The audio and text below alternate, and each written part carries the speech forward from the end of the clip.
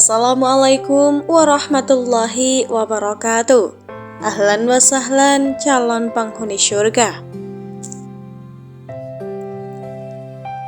Perang Salib adalah serangkaian konflik militer yang terjadi antara abad ke-11 dan ke-13 yang dipicu oleh perseteruan antara kekristenan barat, terutama dipimpin oleh gereja Katolik dan para penguasa Eropa dan dunia muslim.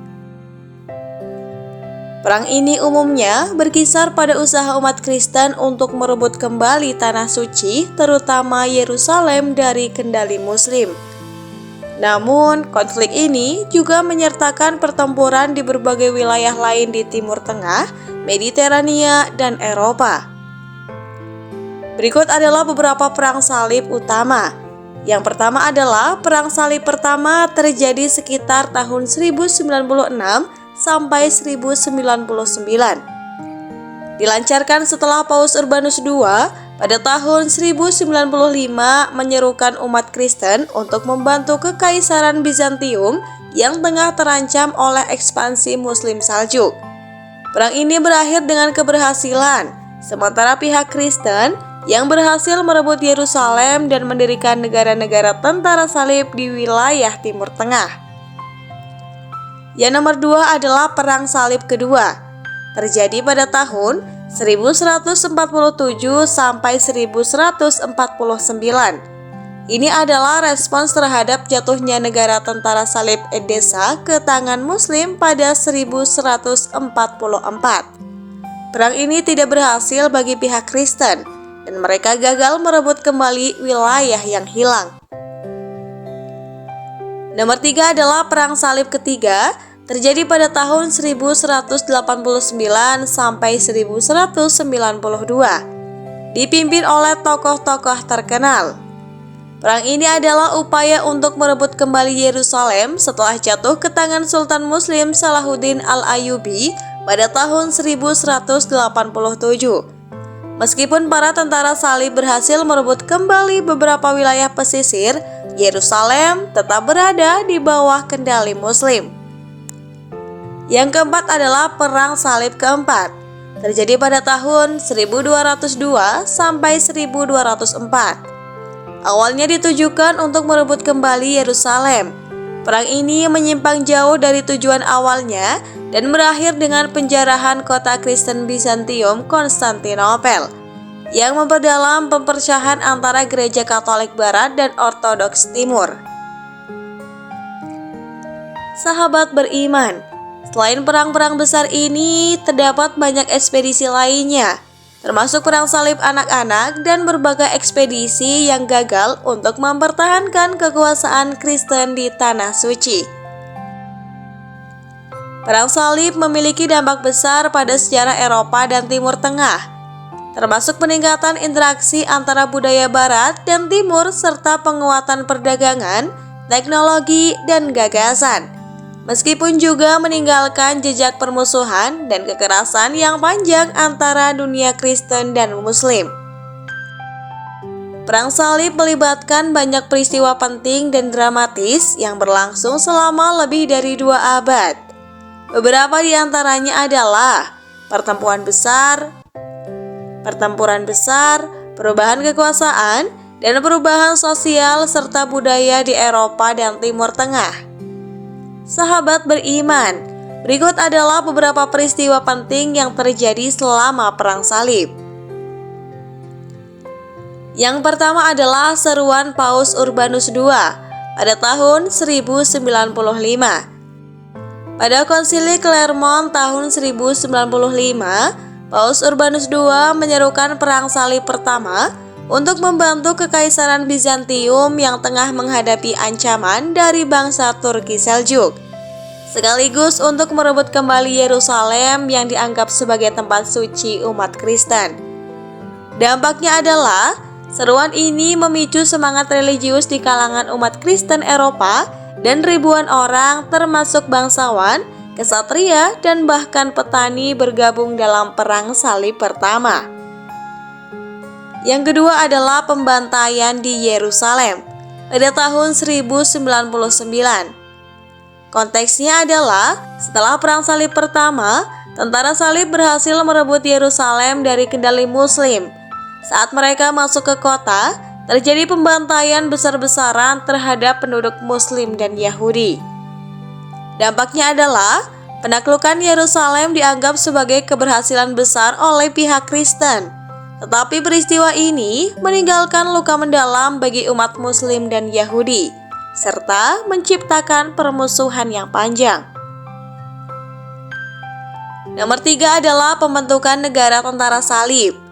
Setelah merebut Yerusalem, tentara salib mendirikan sejumlah negara baru di wilayah Timur Tengah, seperti Kerajaan Yerusalem, County Edessa, Principality of Anitoch, dan County Tripoli. Dampaknya adalah negara-negara ini bertahan selama beberapa dekade, tetapi selalu berada di bawah ancaman dari kekuatan Muslim di sekitarnya. Mereka juga mendorong interaksi antara budaya Kristen Eropa dan Muslim Timur Tengah.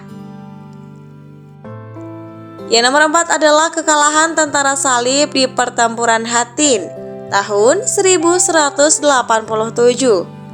Salahuddin Al-Ayyubi, seorang pemimpin Muslim yang berhasil menyatukan berbagai kelompok Muslim di bawah panji Islam, memimpin pasukannya mengalahkan tentara salib dalam pertempuran Hattin.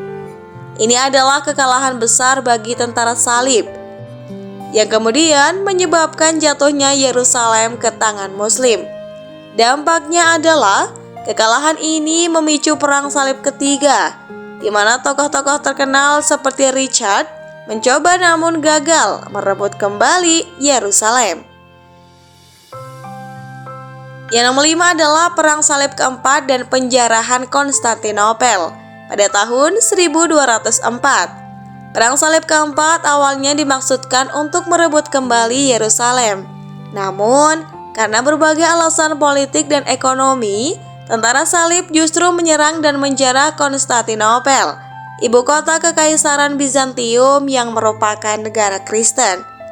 Dampaknya adalah penjarahan ini melemahkan Kekaisaran Bizantium dan memperdalam perpecahan antara Gereja Katolik Barat dan Gereja Ortodoks Timur. Ini juga mengalihkan fokus perang salib dari tujuan awalnya dan memperburuk hubungan antara berbagai kekuatan Kristen. Nomor 6 adalah interaksi budaya dan ilmu pengetahuan. Selama perang salib, terjadi banyak interaksi antara budaya Barat dan juga Timur. Tentara salib membawa kembali pengetahuan ilmiah, medis, dan teknologi dari dunia Islam ke Eropa. Dampaknya adalah pengetahuan yang diperoleh dari Timur seperti teks-teks medis, astronomi, dan matematika membantu Eropa keluar dari abad ke-8 dan memicu Renaissance di abad-abad berikutnya. Yang nomor 7 adalah pembantaian dan penganiayaan terhadap kelompok non-Kristen. Perang salib tidak hanya melibatkan konflik dengan Muslim di Timur Tengah, tetapi juga penganiayaan terhadap kelompok-kelompok lain, seperti Yahudi di Eropa. Dalam perjalanan menuju timur, beberapa kelompok tentara salib melakukan pogrom atau pembantaian terhadap komunitas Yahudi di sepanjang rute mereka. Dampaknya adalah peristiwa ini memperparah hubungan antara komunitas Yahudi dan Kristen di Eropa serta meninggalkan jejak kekerasan dan ketidakadilan yang panjang. Nomor 8 adalah perang salib anak-anak pada tahun 1212. Ini adalah salah satu perang salib yang lebih tragis, di mana ribuan anak-anak Eropa berusaha berangkat ke Tanah Suci untuk merebut kembali Yerusalem. Namun, banyak dari mereka yang tidak siap, kelaparan, dijual sebagai budak, atau mati dalam perjalanan. Dampaknya adalah, meskipun tidak berhasil secara militer, perang salib anak-anak menjadi simbol penderitaan dan kegagalan beberapa usaha dalam periode ini. Nomor 9 adalah akhir jatuhnya negara-negara salib pada tahun 1291. Negara-negara tentara salib secara bertahap jatuh ke tangan Muslim. Akhirnya, Acre, benteng terakhir tentara salib di Tanah Suci, jatuh pada tahun 1291.